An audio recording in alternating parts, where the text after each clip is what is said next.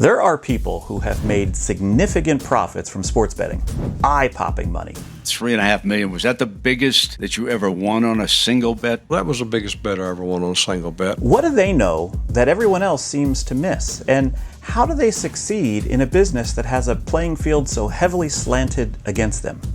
In 1989, Stephen Covey wrote this book that many consider to be a cornerstone in business success. I think I've identified 7 secret habits highly effective sports bettors have that you can start to practice yourself. Hi, I'm Jack from Unabated, where we provide software tools and education to help people find and place sharper bets. Over the past 20 plus years, I have known and worked with some of the top advantage players in both casino play and sports betting. I've noticed some common threads in all of them. Let's start by discussing how they prioritize their time. Successful bettors find the magic quadrant to optimize their time.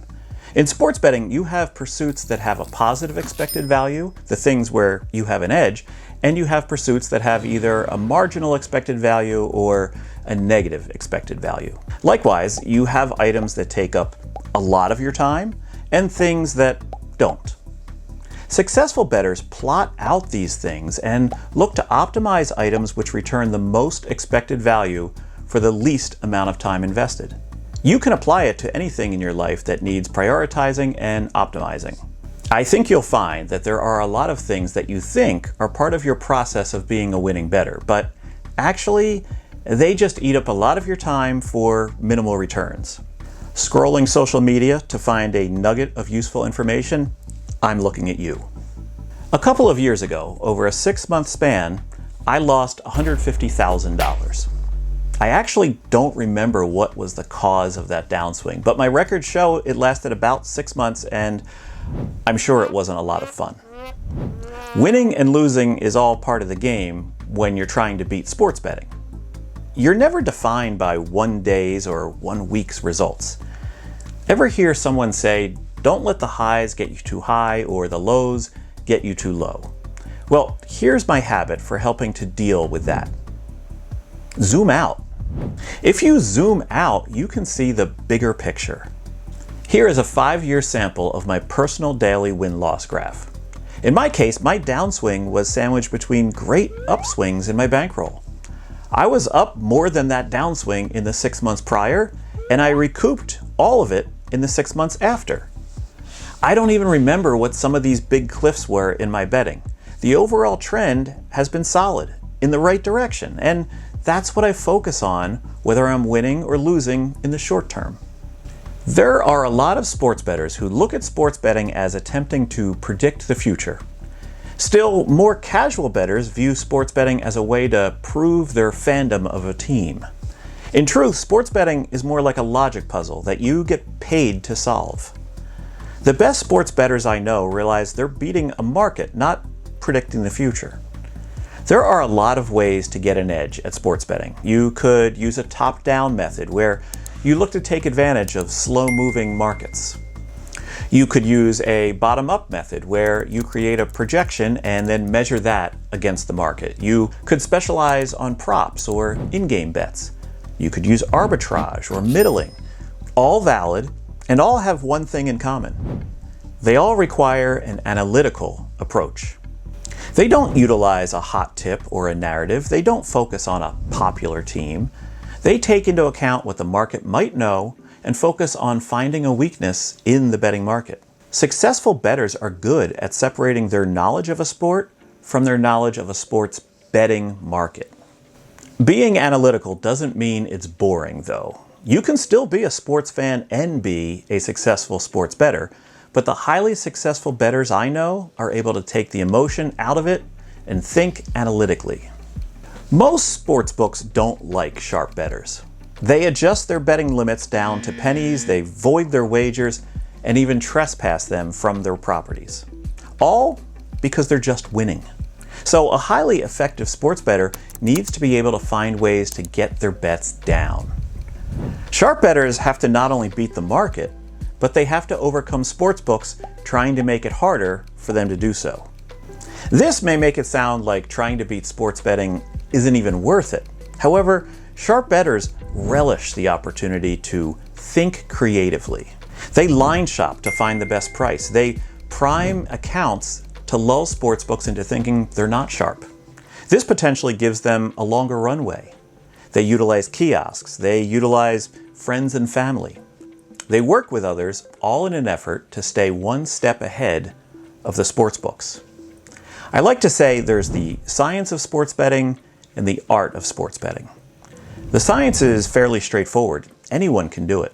The art is the hard part. A highly effective sports betting artist has to think creatively. When I first got into sports betting, it was a brave new world to me. I was very active on some blackjack community websites back then, and I tried some online forums for sports betting, but it was a lot different than the blackjack communities I was used to. As a result, for a long while, I was what they call a lone wolf. I was trying to do all of this alone. Me versus the world. I was finding edges by myself. I was doing my own data science, doing my own betting, dealing with sportsbook shenanigans all by myself. I look back on all of that and think how terribly inefficient it all was. I really should have been building a network of both tools and people to work with. Highly effective sports bettors don't try to be lone wolves. They synergize. They find people who are better at something than they are and offer something in return that the other person finds valuable. Maybe you've got an angle, but no way to get bets down at the right time. You find someone who will camp at a kiosk if necessary. Maybe you keep tripping yourself up trying to use data science software, but you connect with someone who would code for a share of your betting prowess. Being that teammate, filling that void, is one of the reasons I co-founded Unabated. We provide the tools to complement and enhance your own sports betting skills. Not to mention our Discord, which I'll link in the description below, is one of the best places to meet like-minded bettors. There's way too much surface area in sports betting to be highly effective as a lone wolf. Build a trusted circle of people and tools, and you'll fast-track your growth.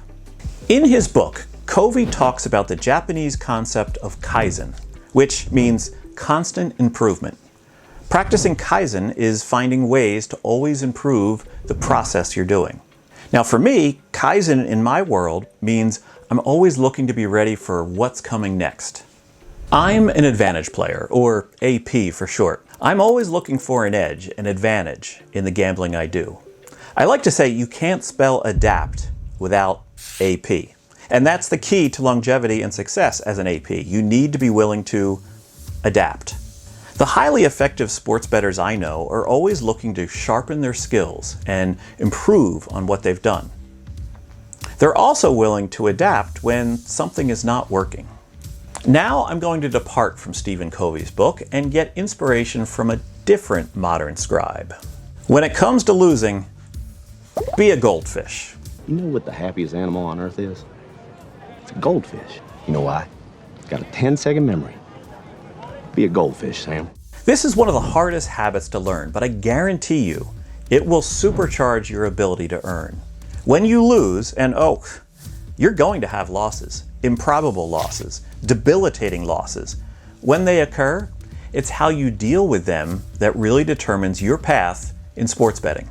Highly effective sports bettors don't linger on losses. They don't wallow in bad beat stories or parlays that miss on the final leg. They don't view a loss as money they need to recoup. It's not a high score they immediately need to regain. And they definitely don't chase losses or double up their bet size when they lose so that they can turn a profit.